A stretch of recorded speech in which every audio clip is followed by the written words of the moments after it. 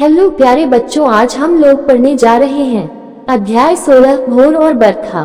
पाठ्य पुस्तक के प्रश्न अभ्यास। कविता से प्रश्न 1। बंसीवारे ललना मोरे प्यारे लाल जी कहते हुए यशोदा किसे जगाने का प्रयास करती है और कौन कौन सी बातें कहती हैं? उत्तर। बंसीवारे ललना मोरे प्यारे व लाल जी कहते हुए यशोदा श्री कृष्ण को जगाने का प्रयास कर रही हैं। वह उनसे कहती है कि मेरे लाल जागो, रात बीत गई है, सुबह हो गई है। सबके घरों के दरवाजे खुल गए हैं, गोपियां दही बिलो रही हैं और तुम्हारे खाने के लिए मनभावन मक्खन निकाल रही हैं। तुम्हें जगाने के लिए सभी देव और मानव खड़े हैं जो तुम्हारे दर्शनों की प्रतीक्षा कर रहे हैं। तुम्हारे सखा ग्वाल बाल तुम्हारी जय जयकार कर रहे हैं, अतः तुम अब उठ जाओ। प्रश्न 2। नीचे दी गई पंक्ति का आशय अपने शब्दों में लिखिए। माखन रोटी हाथ महलिनी गौवन के रखवारे। उत्तर। गायों की रखवाली करने वाले तुम्हारे मित्र ग्वाल वालों ने रोटी और मक्खन लिया हुआ है, वे तुम्हारी प्रतीक्षा कर रहे हैं। हे कृष्ण, उठो और जाओ। प्रश्न 3। पढ़े हुए पद के आधार पर ब्रज की भोर का वर्णन कीजिए।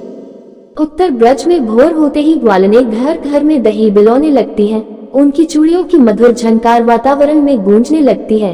घर घर में मंगलाचार होता है, ग्वाल बाल गौओं को चराने के लिए वन में जाने की तैयारी करते हैं। प्रश्न 4। मीरा को सावन मनभावन क्यों लगने लगा? उत्तर। मीरा को सावन मनभावन इसलिए लगने लगा क्योंकि सावन की फुहारे में मन में उमंग जगाने लगती है तथा श्री कृष्ण के आने का आभास हो गया। प्रश्न 5। पाठ के आधार पर सावन की विशेषताएं लिखिए।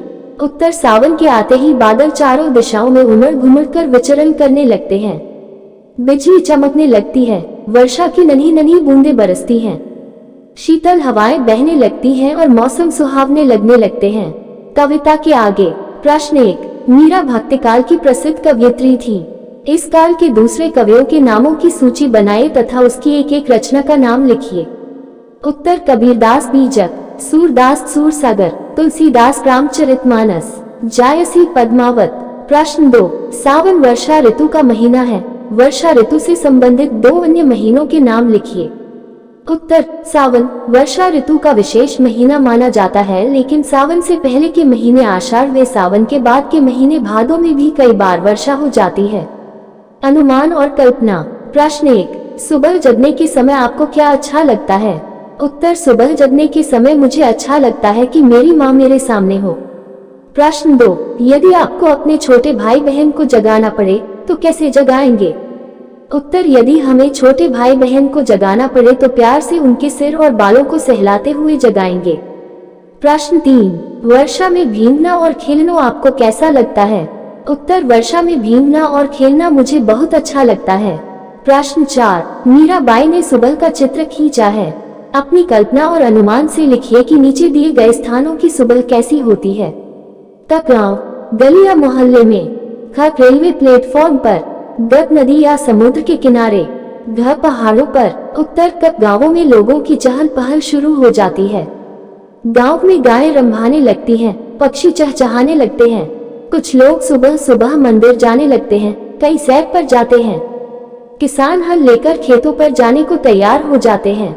ख रेलवे प्लेटफॉर्म पर सुबह सुबह गाड़ी पकड़ने रेल का इंतजार करते दिखाई देते हैं। रेलवे स्टेशन पर गाड़ियों का आवागमन होने लगता है, सवारियां उतरती चढ़ती रहती हैं, प्लेटफॉर्म पर सफाई कर्मचारी झाड़ लगाते दिखाई देते हैं। ग नदी या समुद्र के किनारे सुबह का वातावरण बिल्कुल शांत होता है, उनमें जल धीमी गति से प्रवाहित होता रहता है, कुछ लोग सैर करते हुए दिखाई देते हैं। घ पहाड़ों पर प्रातः लुभावनी लगती है, उगते हुए सूरज की किरणें अत्यंत मनोरम दृश्य उपस्थित करती हैं, मंद मंद हवाएं यहाँ चलती रहती हैं। भाषा की बात।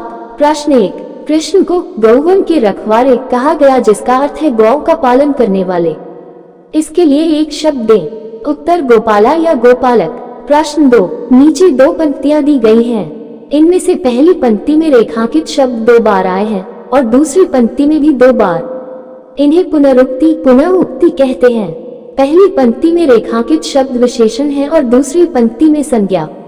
नन्ही नन्ही बूंदन मेहा बरसे, घर घर खुले किवारे। इस प्रकार के दो उदाहरण खोजकर वाक्य में प्रयोग कीजिए और देखिए कि विशेषण तथा संज्ञा की पुनरुक्ति के अर्थ में क्या अंतर है। जैसे मीठी मीठी बातें, फूल फूल महके, उत्तर विशेषण पुनरुक्ति।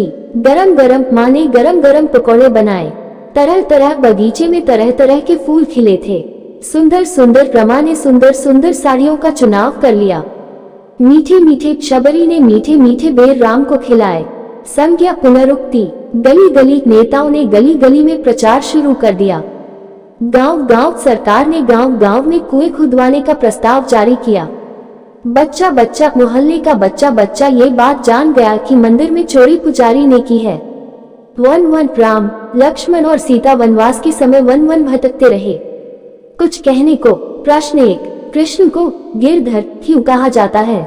इसके पीछे कौन सी कथा है? पता कीजिए और कक्षा में बताइए।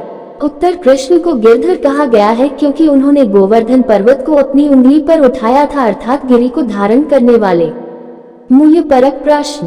प्रश्न 1, मीरा और कृष्ण की भक्ति के बारे में 5 वाक्य लिखिए। उत्तर, कवयित्री मीरा कृष्ण की परम भक्त थी।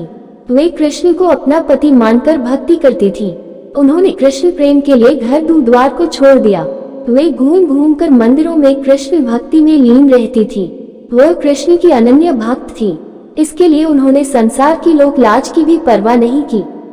तो बच्चों, ये थी आज की वीडियो। अगर वीडियो अच्छी लगी हो तो इसे लाइक और शेयर जरूर करें, और चैनल पर नए हैं तो चैनल को सब्सक्राइब करना ना भूलें। धन्यवाद।